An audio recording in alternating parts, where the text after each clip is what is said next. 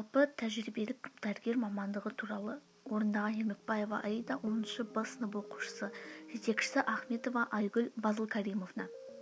Жалпы тәжірибелік дәрігер бұл дәлелді медицинаның шеңберінде дәлелденген академиялық, ғылыми және клиникалық маман.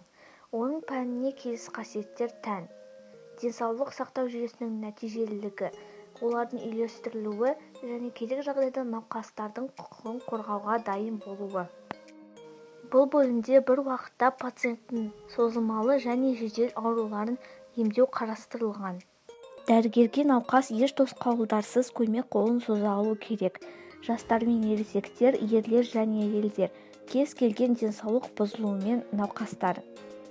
Жалпы тәжірибелік дәрігер алғашқы медико-санитарлық көмек көрсетуде арнайы көп салалы дайындықтан өткен, реабилитациялық және алдын алу шараларын ұйымдастыратын маман. Жалпы практика дәрігерінің негізгі міндеттері науқастарды профильді маман иелеріне консультацияға жіберу. Назарларыңызға рахмет.